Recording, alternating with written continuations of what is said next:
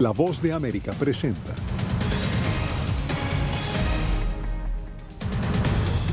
El presidente Biden presenta ante los líderes mundiales su plan para controlar la pandemia del COVID-19.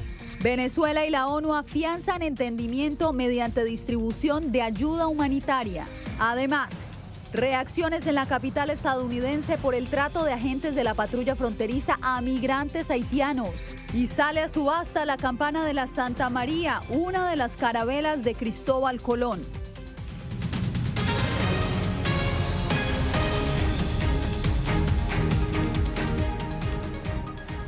¿Qué tal? Bienvenidos. Un plan global de donación masiva de vacunas prometió este miércoles el presidente Joe Biden durante un encuentro que sostuvo de manera virtual desde la Casa Blanca con diferentes líderes mundiales. Comenzamos nuestra cobertura con nuestros corresponsales y enviados especiales en Nueva York, Jorge Agobián, Celia Mendoza y Laura Sepúlveda. Empiezo contigo, Jorge. ¿En qué consiste este plan que propone el presidente Biden? En un llamado a la acción con gobiernos, organizaciones y empresas globales para lograr el objetivo que se ha propuesto en Naciones Unidas de que para mediados del año 2022 el 70% de la población mundial esté completamente vacunada. Para ese fin, el presidente Biden anunció que Estados Unidos comprará y donará 500 millones de dosis de la farmacéutica Pfizer, y esto llevaría o fijaría el monto total de dosis donadas por Estados Unidos en más de 1.000 millones.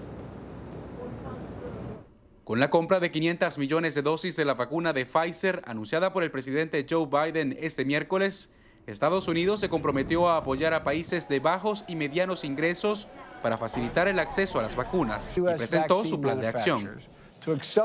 Para acelerar la tasa de fabricación y de producción, estamos trabajando rápidamente para escalar la generación de vacunas en otros países del mundo.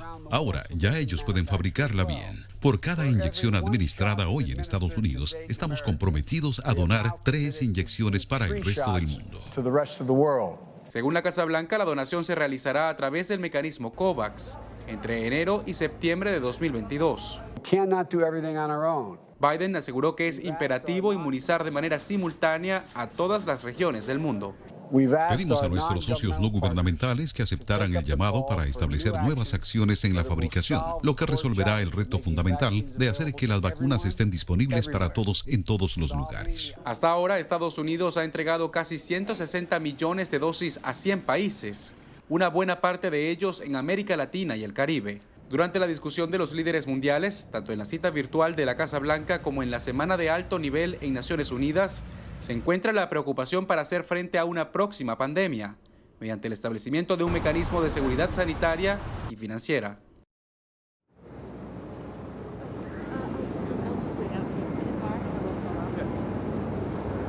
Es importante también mencionar y destacar lo que ha pasado en esta jornada también. El presidente Joe Biden sostuvo una llamada telefónica con su par francés Emmanuel Macron, esto a petición del propio presidente Biden. En esta llamada ocurre pues luego de la crispación entre las dos naciones por la situación del convenio con Australia y Reino Unido, Estados Unidos, por submarinos. Los mandatarios acordaron y estuvieron de acuerdo en que esto se pudo haber evitado si tenían una comunicación directa con Francia y también con los miembros de la Comunidad Europea en temas estratégicos para todos estos países. Por su parte, el gobierno de Francia acordó enviar de regreso a su embajador a Washington. Yasmín. Jorge, gracias. Y ahora vamos con Celia Mendoza, porque el presidente Nicolás Maduro también se dirigió este miércoles al Pleno de la Asamblea General. Una de las alocuciones que más expectativa ha generado. ¿Qué fue lo que dijo, Celia? Así es, Yasmín, por alrededor de 30 minutos y en un discurso pregrabado, habló específicamente acerca de la necesidad de que países como Estados Unidos y aquellos en la Unión Europea levanten las sanciones que, según él, son innecesarias y que están lastimando a Venezuela. Mencionó también los diálogos de México y se enfocó en algunos de los puntos en torno al tema financiero. Venezuela denuncia una campaña feroz y denuncia una agresión permanente y sistemática a través de sanciones económicas, financieras, petroleras, crueles, a través de una persecución contra el derecho a la libertad económica, contra los derechos económicos y las garantías económicas que deben gozar todos los pueblos del mundo. Una arremetida feroz.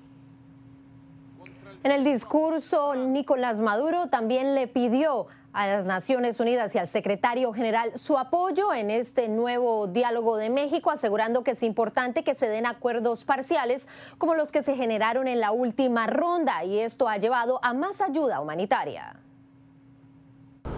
En el marco de la Asamblea General de las Naciones Unidas, el director ejecutivo del Programa Mundial de Alimentos, David Beasley, entregó a La Voz de América el balance sobre su más reciente visita a Venezuela y la labor actual de la agencia en el terreno tras años de negativa de Nicolás Maduro a recibir ayuda humanitaria de las agencias de la ONU. Estamos llegando ahora a 33.000 comidas escolares para niños en Venezuela. Planeamos aumentarlas a 185.000 en los próximos 3 meses y 850.000 para junio. Hasta ahora el progreso es notable y los niños han sido definitivamente impactados positivamente. Acceso de ayuda humanitaria que, según algunos observadores, reflejaría el impacto de parte de los acuerdos alcanzados en la mesa de diálogo en México.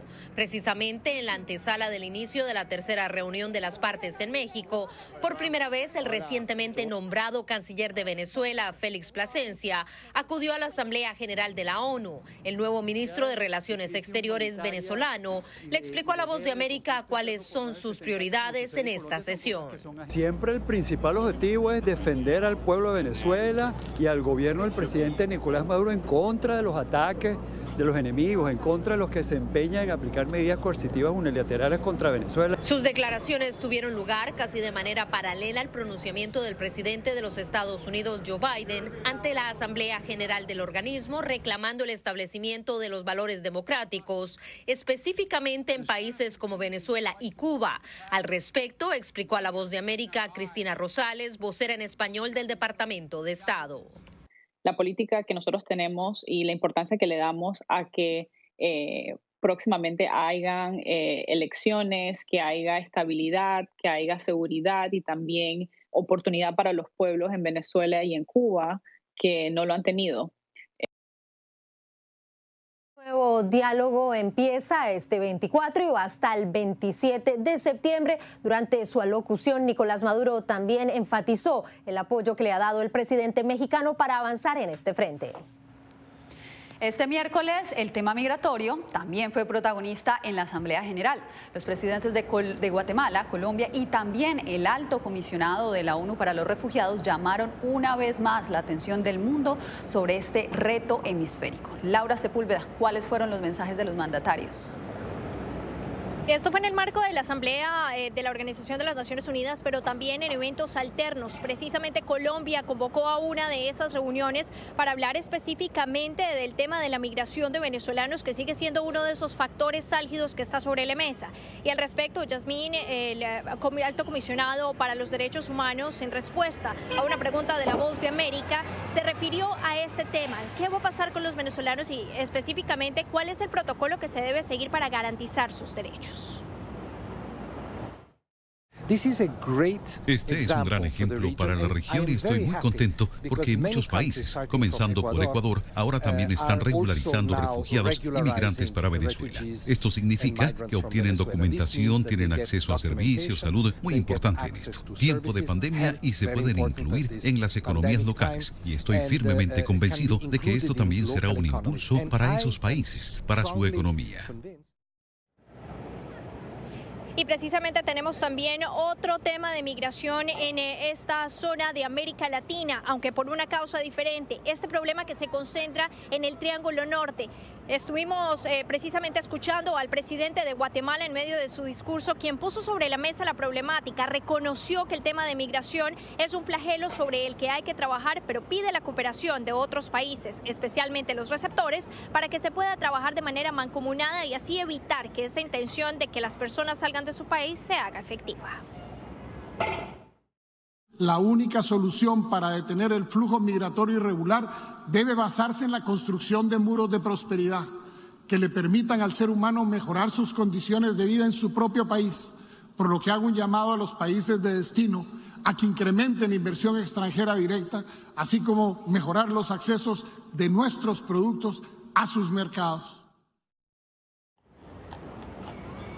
Asimismo, el presidente de Guatemala, Alejandro Yamatei, precisamente hizo también un llamado a Estados Unidos y los otros países receptores para que se envíe un mensaje que ayude a disuadir a que las personas sigan migrando de manera ilegal.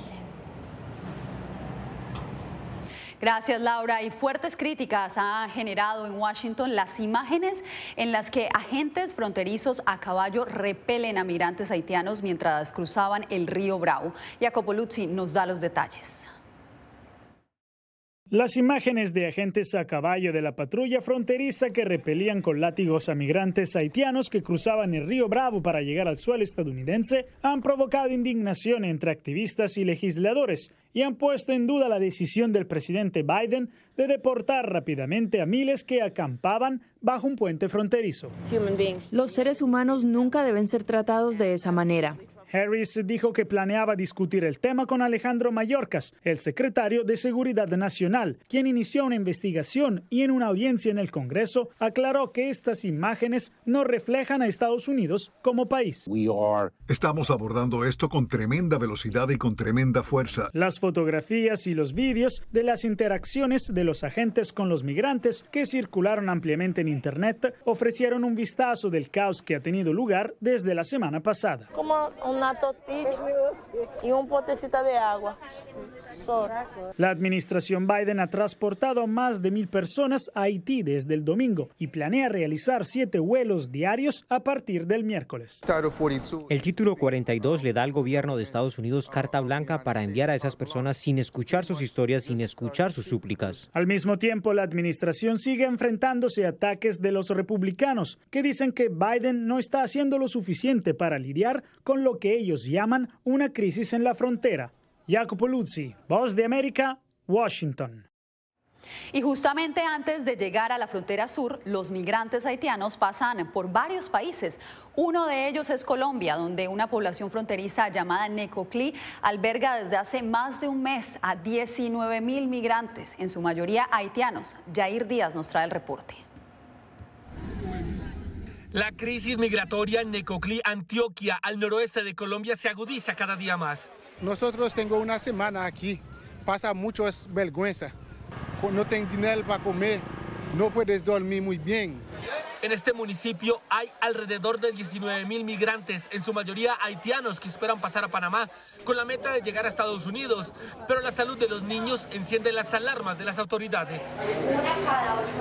Se han atendido más de 100 niños migrantes que consultan a ese hospital. Entonces, alrededor de 20 a 30 niños se atienden diario. Enfermedades respiratorias y estomacales los aquejan camino a Panamá.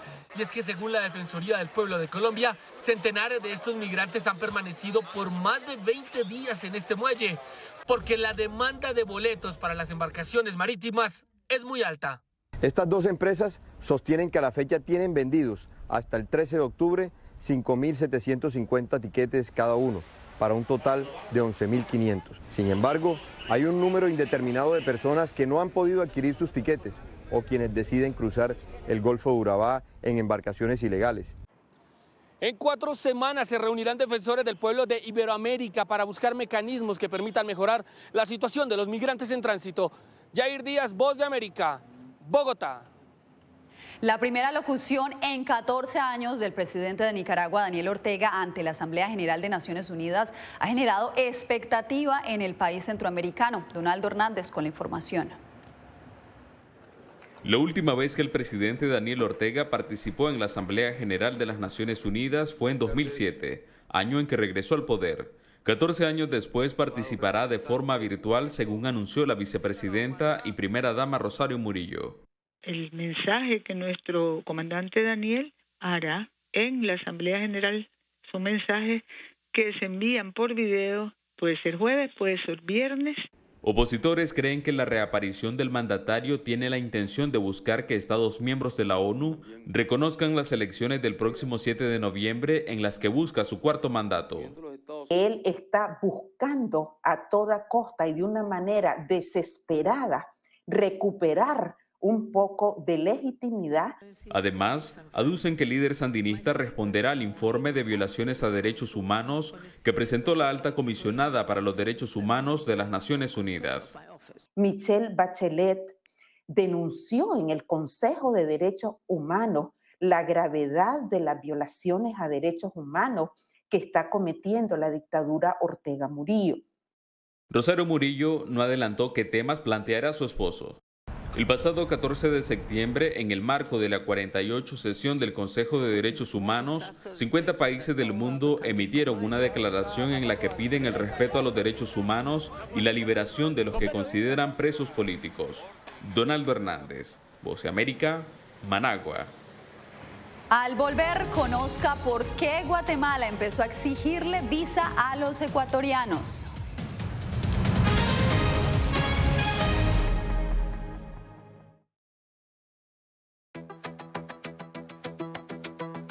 En momentos de crisis políticas y sociales, algunos gobiernos autoritarios recurren al bloqueo del acceso a Internet como herramienta para detener la información que entra o sale de su país. No obstante, existen algunas alternativas que te ayudarán a continuar conectado a la red a pesar de la censura oficial.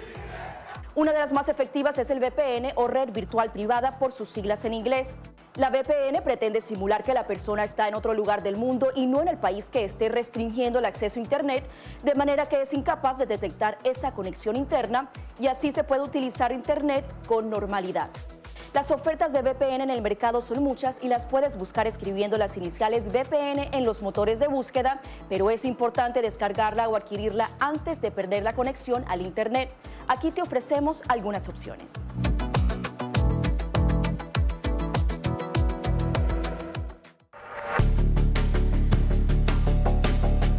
Durante el brote del COVID-19, los estafadores pueden tratar de aprovecharse de personas vulnerables a través de diversos métodos que van cambiando con frecuencia. Es posible que lo contacten por teléfono, correo electrónico, mensajes de texto, correo postal o redes sociales. Ten cuidado con ofertas de kits de supuestas pruebas caseras, curas milagrosas o pruebas inmediatamente accesibles. Response Act has made coronavirus testing more accessible immediately. Tras un desastre, organizaciones caritativas falsas aparecen afirmando que tienen vínculos con otras reales. Siempre verifica que la organización sea legítima. Alguien que asegura que trabaja en el gobierno puede pedirte tu información personal o intentar cobrarte cuotas falsas para así ingresar tu cheque de estímulo.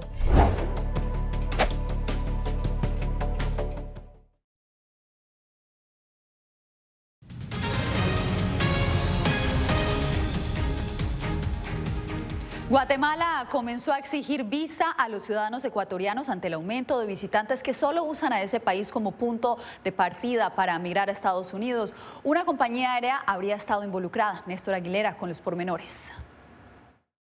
Aeroregional, una compañía aérea ecuatoriana, se encuentra en el ojo del huracán luego de que el Departamento de Estado de Estados Unidos revocara las visas a sus pilotos. En los últimos meses, la aerolínea, que alega que no se puede negar a transportar a pasajeros aduciendo una posible intención, aumentó sus frecuencias a México. Eduardo Emanuel, consultor en aviación, considera que la sanción no tiene por qué afectar a otras compañías. Esto debe considerarse como un tema muy puntual al que el gobierno de los Estados Unidos, el Departamento de Estado, debe haber hecho primero un seguimiento bastante prolijo de cuál ha sido el accionar de esta aerolínea. El caso de Aeroregional se hace público durante un intenso flujo de ecuatorianos hacia Centroamérica, lo que llevó a Guatemala a exigir nuevamente visa. Surge luego de identificar que estaban llegando a nuestro país vuelos, de hecho, con aviones completos de 100 a 125 personas en un mismo vuelo, y se logra identificar que la intención era migrar de manera irregular hacia los Estados Unidos.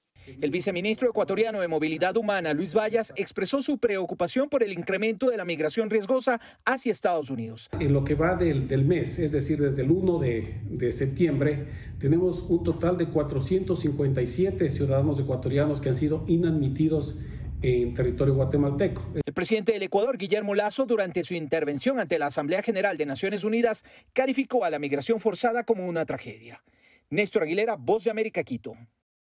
El Departamento de Estado amplió su lista Angel, donde señala presuntos actores corruptos y antidemocráticos. Esta vez agregó a 5 magistrados de la Corte Suprema de Justicia de El Salvador. Claudia Saldaña nos informa.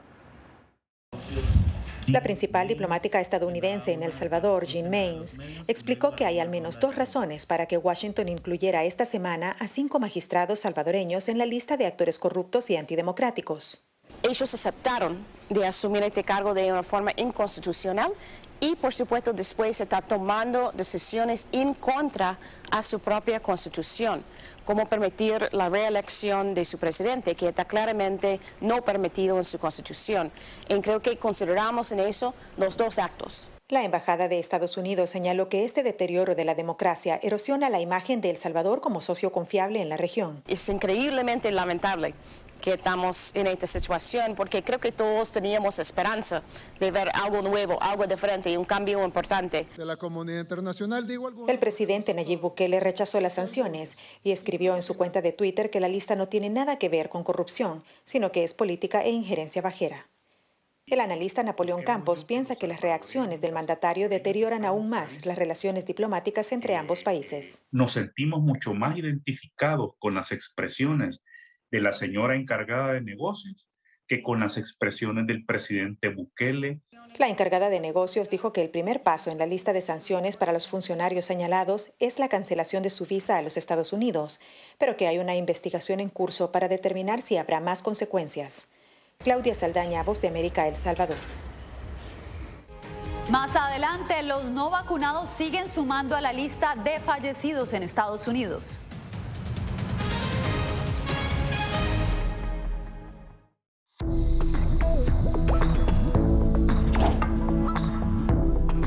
Cuando ellos me traen un tema un poco delicado o fuerte, yo siempre les pregunto primero, Ari, ¿y dónde oíste eso? ¿Quién te lo comentó?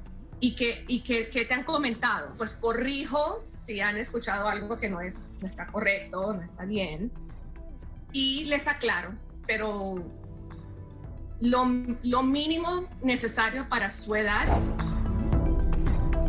Enfócate en que tu hijo se sienta seguro y no le ofrezcas más detalles de los que pida. Si ellos preguntan, nosotros siempre les hemos respondido con la verdad, pero a su edad. Finalmente, di cosas específicas que tu hijo pueda hacer para que sienta que tiene el control. Por ejemplo, enséñale que lavarse las manos con frecuencia lo puede ayudar a mantenerse sano.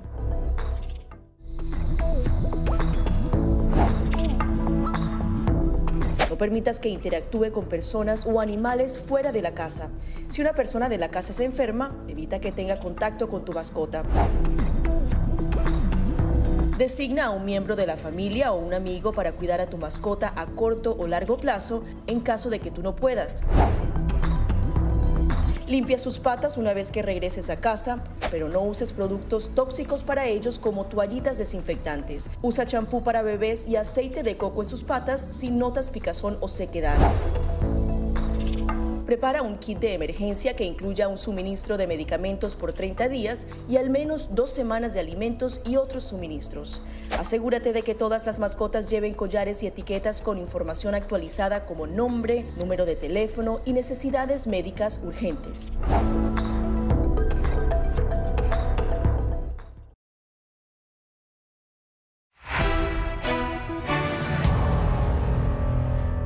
Por primera vez desde marzo, el promedio de muertes diarias por COVID-19 en Estados Unidos supera las 1.900. Alonso Castillo nos trae el reporte de la pandemia.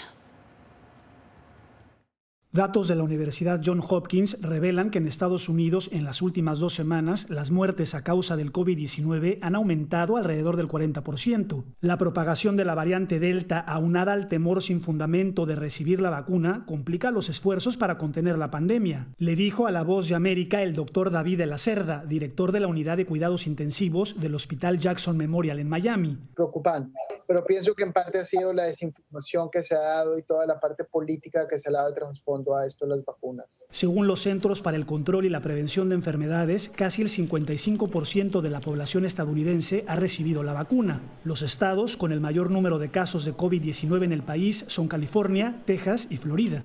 La gente se está muriendo por no tener las vacunas. Morirse de COVID se volvió algo prevenible en este momento en la mayoría de casos. No la enfermedad, pero sí el morirse de la enfermedad. Y eso es básicamente lo más preocupante. Que realmente pacientes vacunados en todo el sistema de Jackson es menos del 10%. Con el objetivo de vacunar al 70% de la población mundial contra el COVID-19, la Casa Blanca anunció la compra de 500 millones de dosis adicionales de vacunas para donar a los países necesitados. En Estados Unidos, el debate sobre las vacunas de refuerzo continúa. Esta semana, el Comité Asesor de los Centros para el Control y la Prevención de Enfermedades se reunirán para debatir quién debe recibirlas y cuándo. Alonso Castillo, Voz de América, Miami. En minutos llega a subasta una pieza única de la historia universal. Les contamos de qué se trata.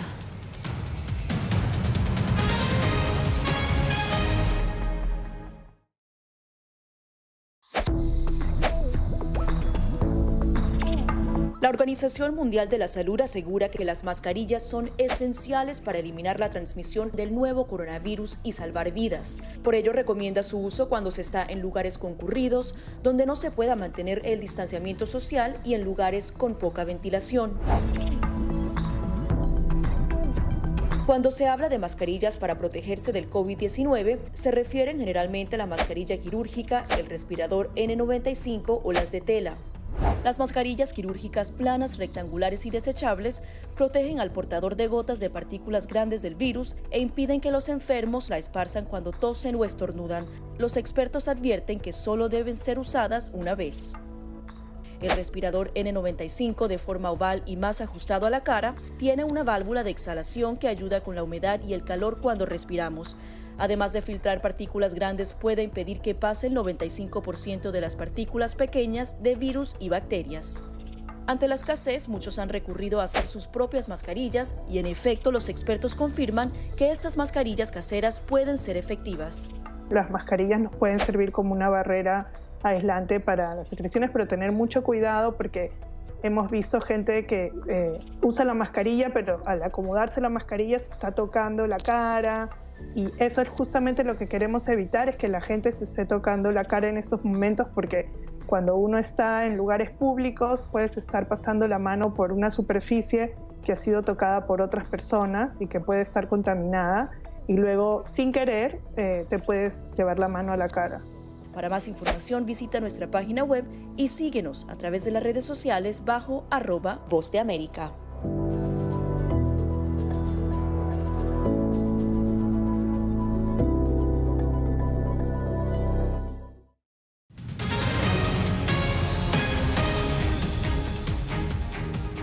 Como un Indiana Jones moderno, un cazador de tesoros ofrece en subasta una pieza de la Santa María, una de las 3 carabelas en las que Cristóbal Colón llegó a América. José Pernalete nos trae la historia. Roberto Mazara es el propietario de esta campana naval, una pieza de bronce que será subastada en Miami por el valor que representa. Es la campana que iba a bordo en la Santa María, una de las 3 carabelas con la que Cristóbal Colón llegó a América. Es una oportunidad única que van a tener los coleccionistas.